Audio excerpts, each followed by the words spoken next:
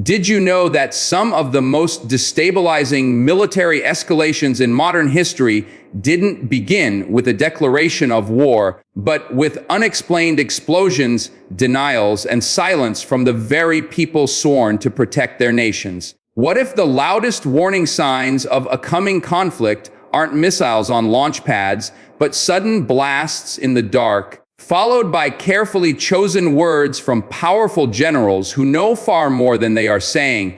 And what if right now, behind closed doors in Tehran, decisions are being made that could redraw regional security and ripple straight into global markets, energy supplies, and international alliances? Hello everyone, welcome back to the channel. In the past few days, a tense quiet has hung over Iran, broken not by speeches or press conferences, but by a series of reported explosions that have sent shockwaves far beyond the country's borders. At first, there was denial, then deflection, and finally, carefully measured statements from Iran's top military leadership. When generals who usually project absolute control choose their words with surgical precision, analysts take notice. Because history shows that silence in moments like this is rarely accidental. Every pause, every ambiguous phrase is often a signal meant for adversaries as much as for domestic audiences. The real question is not just what exploded, but why these leaders are speaking now and what they are trying to prepare the world for. What makes this moment especially unsettling is the pattern it fits. Iran has long operated in the gray zone of conflict, a space where actions fall just short of open war but still carry strategic weight. Explosions at sensitive sites, whether industrial, military, or infrastructural, instantly raise suspicions of sabotage, covert operations, or internal failures that someone wants hidden. Each possibility carries its own terrifying implications. If it was an accident, it suggests vulnerabilities in systems meant to be hardened against attack. If it was sabotage, then someone penetrated defenses that Iran has spent decades claiming are impenetrable. And if it was a covert strike, then a silent war may already be underway. Iran's military leaders understand the power of perception. Their statements following the explosions were not emotional or impulsive. They were calculated, restrained, and layered with meaning. On the surface, they reassured the public that the situation was under control. Beneath that reassurance, however, were subtle warnings about readiness, deterrence, and the consequences for any external actor considering further action. This dual messaging is classic Iranian doctrine: calm the population while signaling strength to enemies. But the timing of these remarks, after an initial period of silence, suggests internal debate and assessment before committing to a narrative.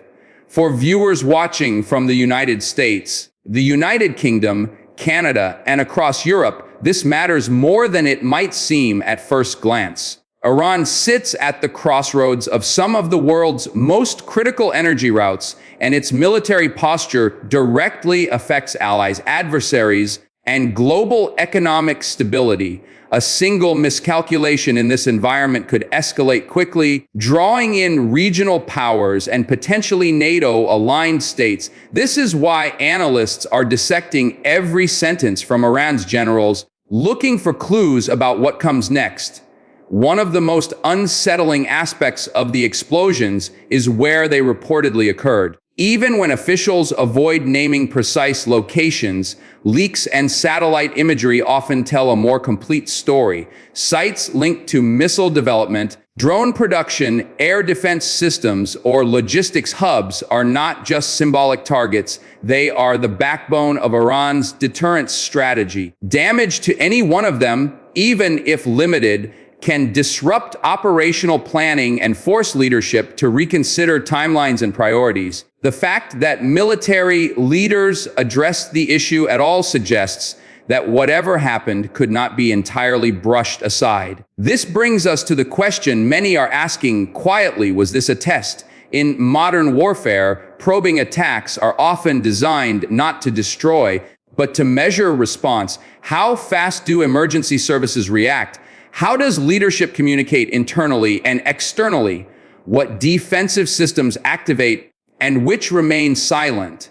If an adversary was watching, they may have learned more from Iran's response than from the explosion itself. That possibility alone would justify the serious tone adopted by Iran's top brass. At the same time, internal dynamics cannot be ignored. Iran's military structure is complex, with overlapping chains of command and powerful institutions that sometimes compete for influence. An unexplained incident can expose fault lines within this system. Leaders speaking publicly may be as much about asserting control internally as sending messages abroad. By framing the narrative early, they reduce the risk of speculation spiraling into unrest or political pressure at home. Yet the very need to do this hints at underlying concern. Every 10 seconds of this unfolding situation seems to add another layer of tension. First the explosions, then the silence, then the statements, and now the reactions from outside powers. Each step raises new questions rather than providing clear answers. This is the hallmark of a brewing crisis, where uncertainty itself becomes a weapon. Markets react, intelligence agencies intensify surveillance, and military planners quietly update contingency plans. Even if nothing further happens tomorrow, the strategic environment has already shifted. Another factor amplifying fears is Iran's recent emphasis on advanced weapon systems. Over the past few years, Iranian officials have repeatedly showcased new missiles, drones, and air defense platforms, claiming significant technological leaps. Explosions at or near facilities associated with these programs could indicate technical challenges or successful interference by an adversary. Either scenario undermines confidence and could push leadership toward more aggressive posturing to restore deterrence.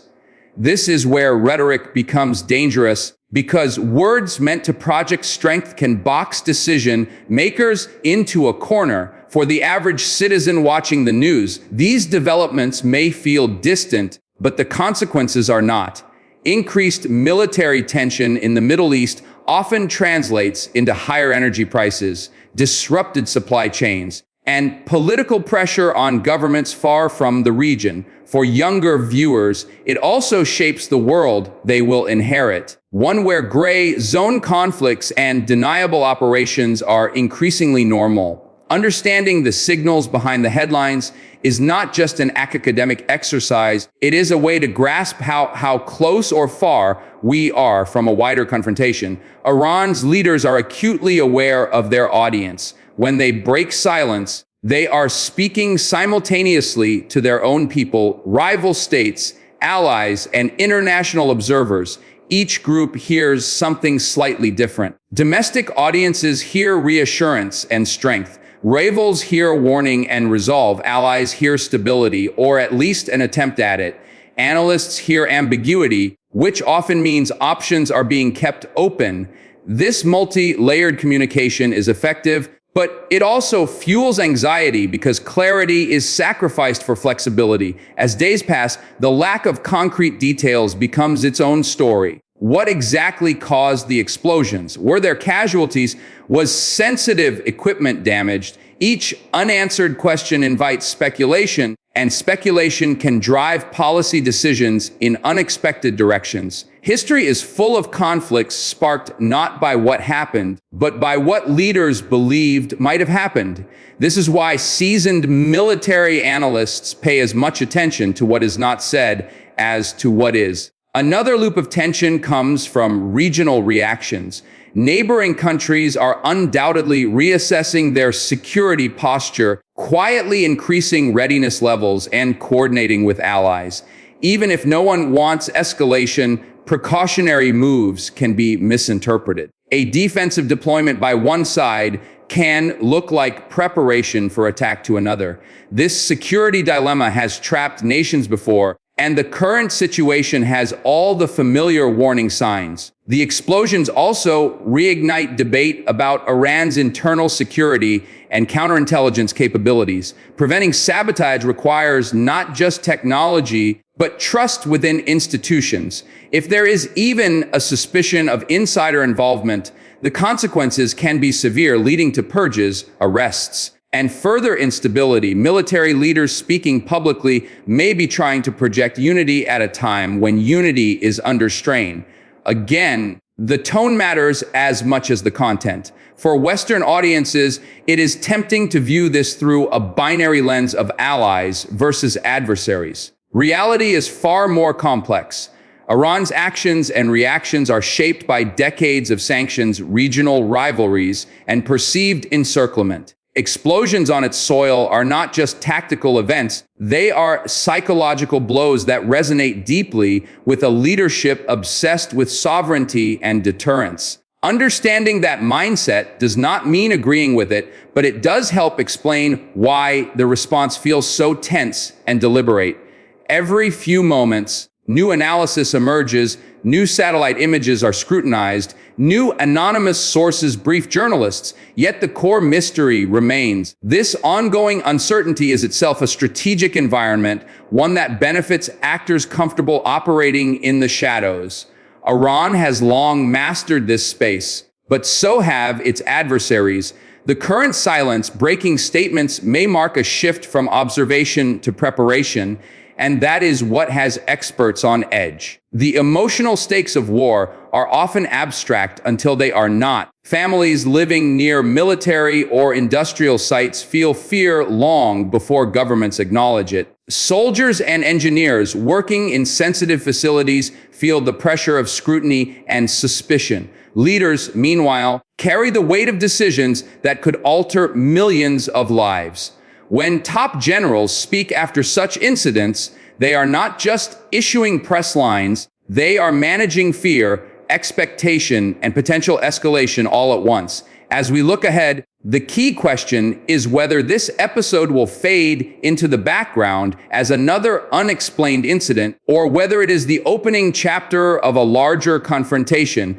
The answer depends on choices being made right now, behind closed doors, informed by intelligence we may never see. That is what makes this moment so gripping and so dangerous. The world is watching, waiting for the next signal, the next statement, the next unexpected event. What should viewers do with this information? First, resist the urge to jump to conclusions based on incomplete data. Second, pay attention to patterns rather than isolated headlines. And third, understand that in modern conflict, silence can be as loud as explosions. Iran's military leaders have spoken, but what they have not said may be the most important part of all. As this situation continues to unfold, remember that awareness is not about fear, but about preparedness. Stay informed, stay critical of sources, and recognize that the decisions shaping global security are often made in moments like this, quietly under pressure and with consequences that last for decades. Stay alert, keep watching closely, and be ready for the next development, because in a world where silence breaks only after the ground shakes, the story is never truly over.